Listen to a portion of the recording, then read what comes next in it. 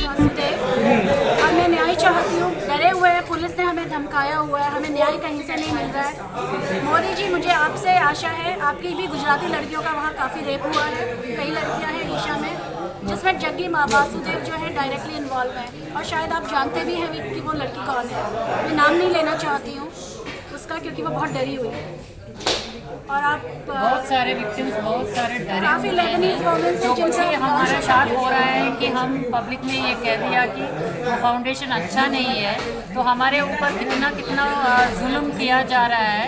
इसी से हम प्रार्थना करते हैं कि प्रधानमंत्री जी से हम प्रार्थना करते हैं कि उसको हमको कुछ प्रोटेक्शन दे और हमको न्याय दे। हमें प्रोटेक्शन चाहिए, हमें न्याय चाहिए, हमारे बच्चों को न्याय चाहिए। जो आरोप हमारे बच्चों ने सुसाइड करने का प्रयास किया है, दोनों के बच्चों ने, हमने जिस पे विश्वास किया उसने हमारे पीठ पे चाकू।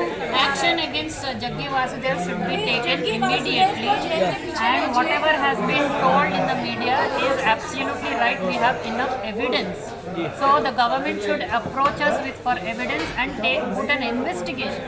A CBI investigation is necessary for such a high level organization में, इतना हाई लेवल ऑर्गेनाइजेशन में इंटर स्टेट्स के हो रहे हैं ये केसेस, तो इंटर स्टेट्स के हैं, तो उसको तो इंडिपेंडेंट इन्वेस्टिगेशन होना चाहिए, नेशनल इन्वेस्टिगेशन होना चाहिए, क्योंकि ये ज्यूरिसडिक्शन से वो ज्यूरिसडिक्शन तक हमको भागने के लिए इतना वक्त भी नहीं है और इतना पैसा भी नहीं है। आप इतना बड़ा आरोप लगा रहे हो संस्था के ऊपर, उसके एविडेंस भी आपके पास है। बिल्कुल है, एक आप खुद प्रताड़ित हैं। बिल्कुल सर जी, रेप के लिए कैसे एविडेंस हो सकता है? रेप के लिए तो एविडेंस तो हो नहीं सकता ना, हम दोबारा करके दिखाएं आप लोगों को। नहीं हो सकता नहीं, तो रेप के लिए तो हमारे एविडेंस ही नहीं। Okay. And as any other school, we have to follow laws for the benefit of the children, for the very purpose of the foundation. So at that point of time in 2019, I thought it was an isolated case. Maybe they are not any of that kind. Probably this only happened to my child. But when I went to volunteer at ashram, I definitely saw that there are more and more cases of sexual abuse on women, on children, and and the boys as well. The boys were not exempted either. So after all my own first witnessing to these things, I still have given the benefit of doubt to Sadhguru Jaggi Vasudev that he is not informed of all these things. Until 2024 April, I have been under the impression that Jaggi Vasudev does not know all these things. So there were many incidents of these abuses in the school, which I have written mails in the form of mails to Sadhguru's office, and none of them were answered. And finally in 2024, I have written one final email saying that if you are not going to answer these questions, I seek his appointment so that I can tell first-hand account of what's going on in the school, how the teachers are threatened, how children are threatened, and how I was threatened on many occasions by the principal and the director of that school. So I have written him emails. None of the emails were written back. And on the last email, I have definitely told him that if you are not going to answer my questions in the ashram, I'm going to ask these questions from the public platform. Not because of what I have lost. My son's innocence is lost. My husband's innocence is lost.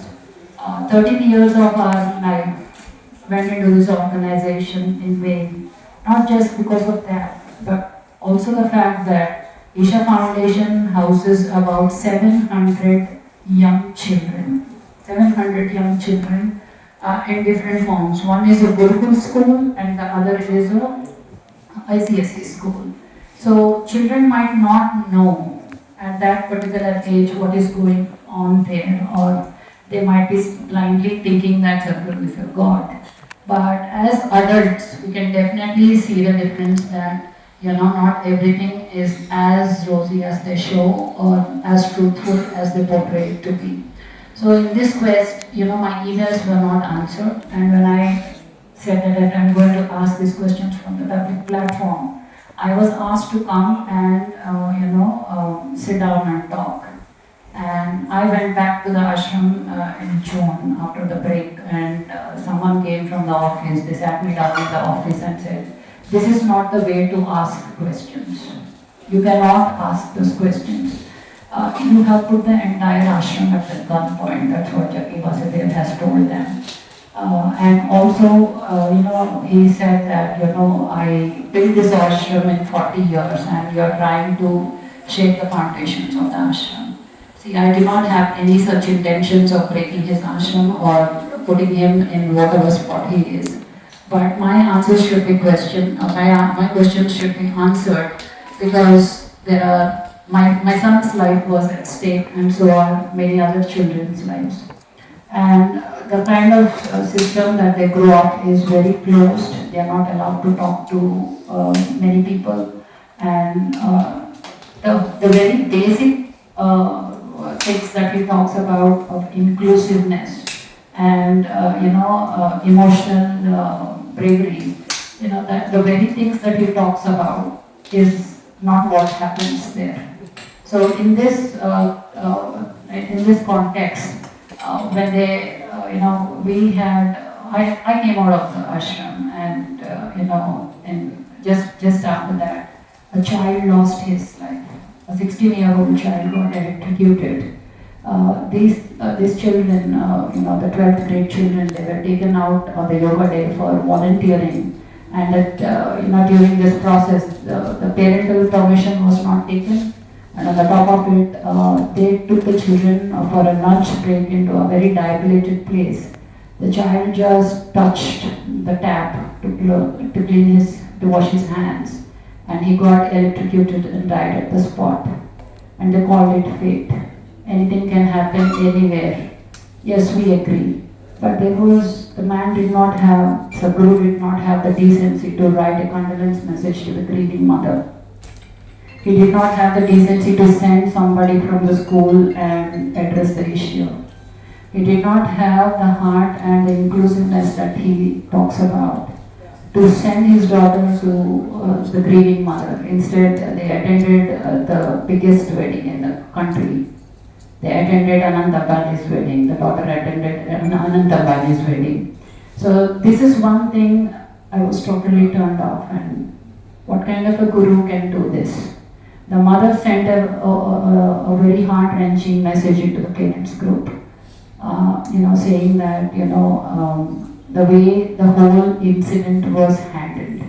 They gave 3 different press statements to 3 different newspapers, stating that he died in a restaurant in one newspaper, he died in a shopping mall in another newspaper, and he died in a water park in one newspaper, something like that. 3 different statements. That was absolutely not necessary. And on the top of it, how could you just pull a child without a parental consent, and that too for volunteering?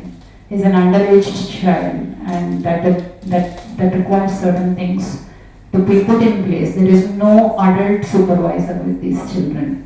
They were on their own. So all these things put together, there is a huge lapse on the government, on the management, and they were not able to handle these children, then they shouldn't be having that school. Having said that, I volunteered myself in this school, and the problem with this school is the volunteering system. First of all, the teachers are not qualified to teach these children in the ICSE, according to the ICSE board rules, or according to the education board rules of the center of the state, number 1. Number 2, these volunteers are in the school for 2 to 3 months, no background check done. They can come from any background. Their police verification is not done as to who these people are.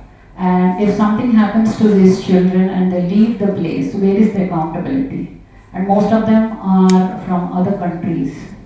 And we have heard of stories where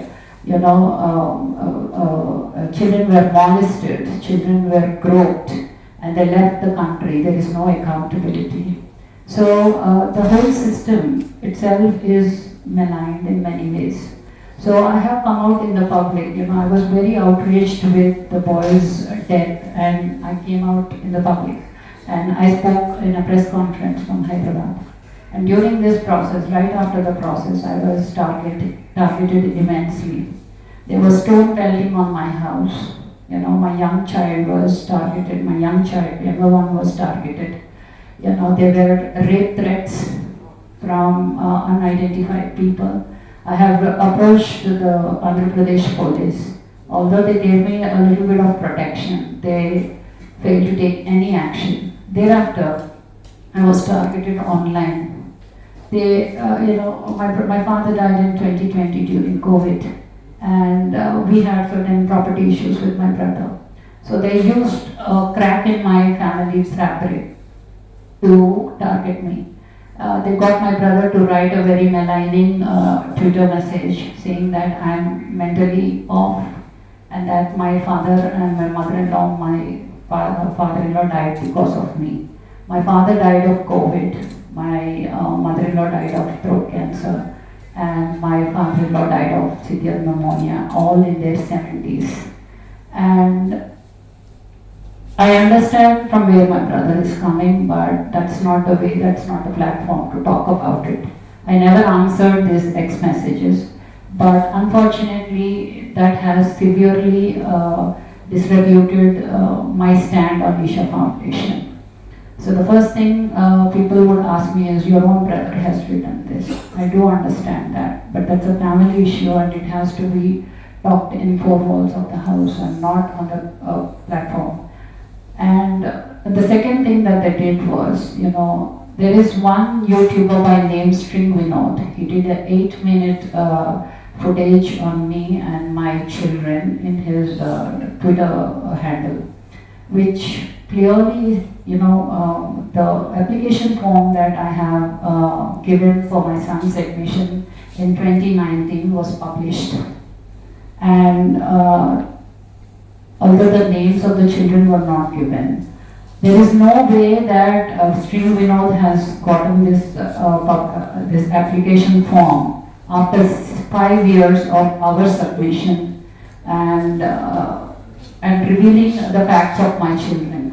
My child is still a minor, my younger child is still a minor, he's 13 years old.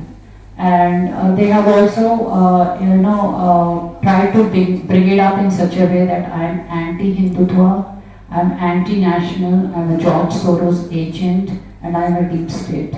I do not understand how, a simple mother like me who tries to raise her voice can be labeled any which way they want to.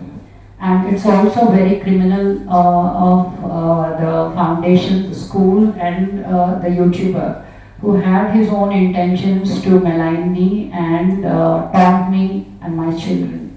So this has deeply infected my both children in a very big way. A POCSO case was registered in Coimbatore thereafter, and the police have harassed me enough in Tamil Nadu also. I was asked to come thrice before an FIR was registered. I was summoned many times, and once the FIR was registered, I was informed to come and take the copy of the FIR because they cannot give it online. It's a POCSO case. And when I went to Tamil Nadu Police, at all women's payroll police station in Coimbatore, they refused to give me a copy of the FIR. I think at least as a citizen of this country, I am entitled to the copy of an FIR. And they simply said it's a POCSO case. It does not matter whether it's a POCSO case or it's a criminal case. I am not a criminal myself, and I am the victim, and they're supposed to give me a copy of it, which they never did. And they sent me a court summons to bring my son at 11 p.m. in the night and asked me to be present by noon the next day. I live almost 1200 kilometers away from Coimbatore. I need to take two flights to go to Coimbatore, and it will take me at least 1 day to just reach Coimbatore. And how I do not understand how the police would think that I will be present there by in 10 hours of information. I have asked them on many occasions like why I am not given a copy of the FIR. They would simply not answer any questions regarding that. And thereafter, I tried to approach many people to look into the matter, both in Andhra Pradesh and Tamil Nadu. But the pace of this case is like a snail's pace, and most often we are ignored. They do not want to answer us. And on the day when they have taken my statement, my son's statement as to writing the incident reports and stuff like that, they said we are going to register an FIR on Jan 4th itself. But they simply said that this man has bigger connections and nothing can be done against Isha Foundation, even legally. Even if I had enough evidence to prove that, I have a lot of emails, exchanges between me and the school. Even despite of their, email, agreeing to the fact that these incidents have happened, no action has been taken against the principal of the school, the general coordinator of the school, and anybody regarding this case. And if I had a lot of persuasion that I will not be able to come again to take the FIR, they just took me inside. The police took me inside. They confiscated my mobile phone. They latched me up. They latched the door up. And then they said, okay, because you're insisting so much, we can show you the FIR, but we cannot give you the FIR. And they would not give me the number of the FIR. And what I saw in the FIR was Prakash Somyachi, the principal of the Isha Home School, the GC Swami Vibhu, and 2 more wardens have been, an FIR has been registered against them, along with the main accused, who is also a minor at that point of time. So, all I'm saying is, my children have been targeted right after this. We've been taunted, especially online. Isha Foundation has a wing called Digital Veeras. Every time in his satsangs, he says like, these are anti-Hindus, they are anti-nationals, and we are like dogs barking. He says it's the nature of the dogs to bark. So I would like to take this platform to tell Mr. Jaggi Vasudev that please don't underestimate the dogs. Dogs simply don't bark. And if you have had a pet, you would have realized by now that they're either trying to warn you that something is around, be careful, or they're trying to protect you. They are not as bad as you have said. And please do not equate victims to dogs. In one of his satsang, he explained to his meditators that, there are some political parties which are asking us to do this.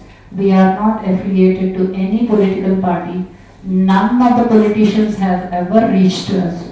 And I wonder that, despite of so many things happening, there is no outrage from the Human Rights Commission. There is no outrage from Women's Rights Commission. There is no witness protection to us.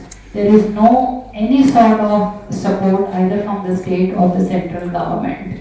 And on the day of my summons, inspector there, I do not want to reveal his name because he could be targeted too. So he simply said that your good little child should fall into this trap. In the name of volunteering at this place, they get trapped into that ashram and they never come back. There are so many horrible stories that you hear, and most of the parents do call us at times like, is there any way to bring this child back? We have taken loans to give them good education, but it never, they never come back. So yeah, we are here to seek justice. I think now the question answers any questions you have. Can I ask, what sort of a political cloud does the opposition enjoy? Can you enlighten us? What sort of a political cloud does the opposition enjoy?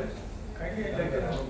Sir, we see a lot of, we see a lot of politicians coming to the ashram from many parties.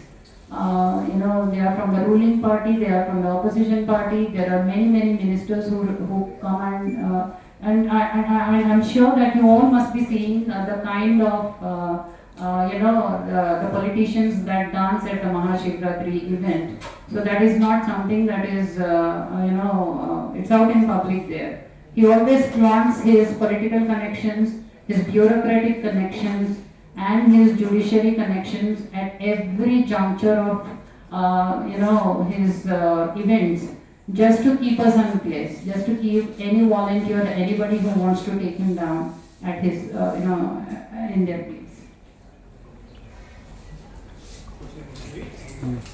Of the 8-year-old girl there are molestations. I've also heard of some girls being raped by the Swamis themselves. So it's not new to Isha Foundation at all. And groping is a very normal thing. And most of my friends or their own friends, they have told me on many occasions that ashram is not a place to be. Can you tell us who the person was? So we cannot tell the person because they have told us in faith and in anonymity. Yes, yes. Who said that? Who said you Sorry? Did you register any FIR? Who is having? Did you register any FIR? Some case an FIR is filed. It's a POXO case. Any other? Copy of it. They will never give us a copy of it, but yes, there is evidence to show that an FIR is registered. So case They have sent me a mail. No, you cannot bring And I up. also cannot give a copy of the FIR because it's a POXO case. It's not for public. It's not for the public. Ma'am कुछ हिंदी में बोल दो. Pushkaram to Rajahmundry. I am from Rajahmundry. So he came to Pushkaram in 2016. Godavari Pushkar. Godavari Pushkaram, and he met us, and we hosted him for that day. He was the state guest, and I brought him food. And right after the food, he would just bless us and initiate us into something that we did not know. He called us undercover yogis, and there are certain things that can be done by us, and we will know it in future. So that was one conversation I had personally. And apart from that, on and off, he looks at us, he glances at us and says, I do not have to talk to you, but I can get things done by you. So it's always like, brainwashing you that it's not necessarily to talk to him, but we are involved ourselves in every which way possible with the organization. When you have come to know that this man of this foundation is hanky-panky, why it has taken 13 years to learn, and why not withdraw from the very first year your children and yourself from the Isha Foundation? Sir, when the first year when my child was a little withdrawn, I thought it's because he's been with the parents and not, he's been with the parents for so long. And then there is a shift of him being at home and to the residential school. So I've been always thinking that Sadhguru is right, and probably, he's molding the child in a certain way that, he always tells us that you have to be calm, you have to be quiet, you do not have to talk about it. So, there is a lot of literature that is gone into our minds and it made a huge impact that we were brainwashed to think that everything that happens in that ashram is for a good reason, as I said before too. So you are actually brainwashed by the foundation? Yes, sir. So why did you go to the counselor for counseling yourself? He could have counseled, when you are in trauma or you are in... Sir, we have realized only in 2024 that we have been brainwashed after so many years. And we came out and we did what is needed for ourselves and for the family. But we are also coming out after a long time only to educate people that please do not go to this ashram. There is no necessity, and once you're gone, you're trapped. That is the reason, sir. So what is your next line of action? Sir, we have already initiated the line of action in a legal way. We want to get justice for our children. We want both Andhra Pradesh police and Tamil Nadu police to take more impactful action against the perpetrators for both data breach of my minor child and the POCSO case of my older child.